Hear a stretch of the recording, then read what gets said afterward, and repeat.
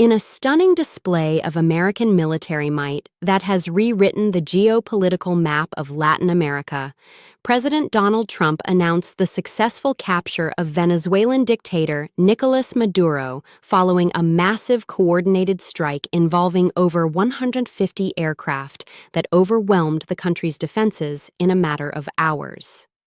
President Donald J. Trump announced the capture of Venezuelan leader Nicolas Maduro following a successful overnight joint U.S. military extraction in Venezuela's capital of Caracas.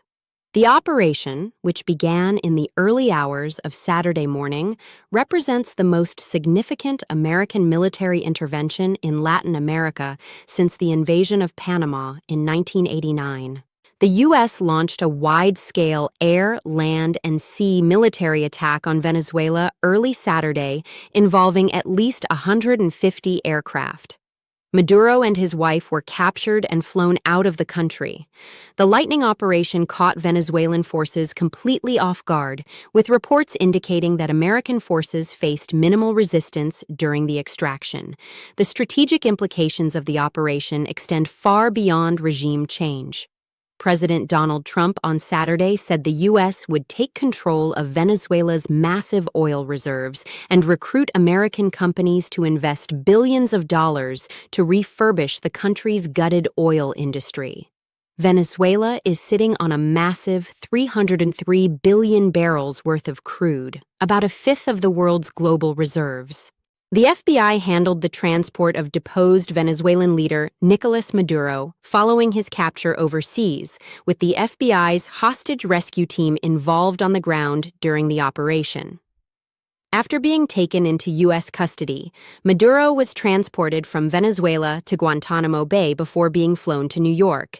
The economic windfall for the United States could be enormous. Officials confirmed roughly $5 billion worth of Venezuela's currently frozen IMF special drawing rights monetary assets could be deployed to help rebuild the country's economy.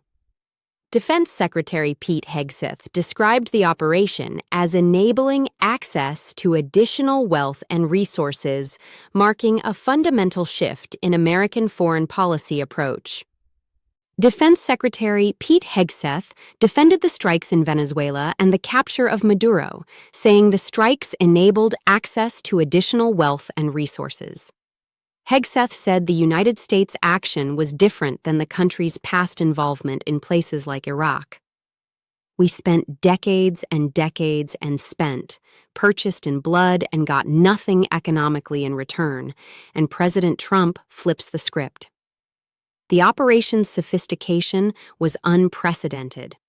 CIA assets had been on the ground leading up to the raid. Trump confirmed in October 2025 that he had authorized the CIA to conduct covert operations in Venezuela. Intelligence sources reveal that detailed reconnaissance provided exact locations of Maduro's headquarters and all air defense batteries around Caracas. General Dan Kane, chairman of the Joint Chiefs of Staff, said that as U.S. helicopters with the extraction force and other law enforcement assets started to approach Venezuela's shores, the U.S. began layering different effects provided by SpaceCom, Cybercom, and other members of the interagency to create a pathway. The human cost has been significant. The Cuban government said Sunday that 32 Cubans, including military or intelligence personnel, were killed during the U.S. operation to capture Venezuelan President Nicolas Maduro. Trump later claimed that most Cuban security personnel providing services to Venezuela are dead from last week's USA attack. Ousted Venezuelan leader Nicolas Maduro entered a plea of not guilty in his first court appearance in New York. Maduro is now in federal custody in New York, where he faces charges in the Southern District of New York, including alleged narco-terrorism conspiracy and drug trafficking offenses. The international response has been sharply divided. Russia, another supporter of Maduro, called it armed aggression against Venezuela, saying the strikes were concerning and condemnable, but offering Moscow as a diplomatic player that can help ensure stability. Meanwhile, Venezuelan Americans across the United States have celebrated the news with jubilation and relief. The Trump administration faces legal challenges over the operation. Legal experts say the military action at Maduro's home, with the U.S. detaining him and his wife, contravenes the United Nations Charter. In carrying out the operation, the Trump administration also declined to notify Congress. House Democrats are expected to hold an emergency caucus meeting on Sunday following the capture of Venezuelan dictator Nicolas Maduro. Secretaries Rubio and Hegseth looked every senator in the eye a few weeks ago and said this wasn't about regime change, New Jersey Senator Andy Kim posted to X. "I didn't trust them then, and we see now that they blatantly lied to Congress." The administration has installed Venezuelan Vice President Delcy Rodriguez as acting president, working with remnants of the Maduro regime, rather than opposition leader Maria Corina Machado, who won the Nobel Peace Prize in 2025. Trump said Machado doesn't have the support within or the respect to lead Venezuela, and has repeatedly said that the U.S. is in charge of the country. The broader implications for hemispheric control are becoming clear. In case any government missed the message in 2025, this year has begun with a kinetic declaration from the Trump administration: bend to our will. When asked about potential military intervention in Colombia, Trump responded, "It sounds good to me." The operation represents a dramatic shift from previous American interventions. Unlike Iraq or Afghanistan, where the United States invested heavily in nation-building with limited economic returns, the Venezuelan operation is designed to generate immediate financial benefits. Trump gathered top oil executives at the White House on Friday, aiming to strike deals for them to invest billions to rebuild Venezuela's oil industry. Military analysts credit the operation's success to months of preparation. U.S. forces had been building up their presence off the Venezuelan coast since last year, dispatching warships and fighter jets to pile pressure on Maduro, while striking dozens of alleged drug boats as part of counter-narcotics campaigns. The technological advantage was overwhelming.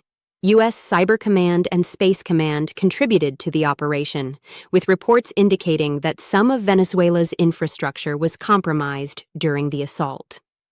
As American forces approached Venezuelan shores, multiple military commands coordinated to create a pathway for the extraction force.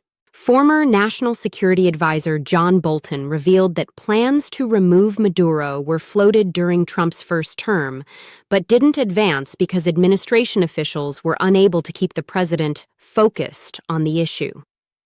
Secretary of State Marco Rubio apparently had more success convincing Trump to take action in his second term. The capture has sent shockwaves throughout Latin America. Former Mexican President Andrés Manuel López Obrador called the U.S. incursion an attack on Venezuela's sovereignty and described Maduro's capture as a kidnapping. Colombian President Gustavo Petro, a Maduro ally, has harshly criticized the Trump administration's military action and accused Washington of abducting Maduro without legal basis. The State Department has issued warnings for U.S. citizens to leave Venezuela immediately, citing security concerns following the operation. However, Venezuelan officials have pushed back, claiming the country remains in absolute calm, peace, and stability, with all weapons under government control. The economic implications extend beyond oil. President Trump gathered top oil executives at the White House on Friday before the operation, aiming to strike deals for American companies to invest billions in rebuilding Venezuela's gutted oil industry. The move could eventually make Venezuela a much bigger supplier of oil and create significant opportunities for Western oil companies. Venezuelan opposition figures have been divided on the operation's aftermath. While many Venezuelan Americans celebrate Maduro's removal, questions remain about the legitimacy of working with his former vice president rather than democratically elected opposition leaders. This unprecedented operation marks a new era in American foreign policy, where economic resources and strategic control take precedence over traditional diplomatic solutions. The success of the Venezuelan operation may embolden further military actions across Latin America as Trump consolidates what he calls American hemispheric dominance. The capture of Maduro represents the culmination of years of economic sanctions, diplomatic pressure, and covert operations that failed to dislodge the Venezuelan strongman. Trump's decision to use direct military force has fundamentally altered the balance of power in the Western Hemisphere and established a new precedent for American intervention in sovereign nations.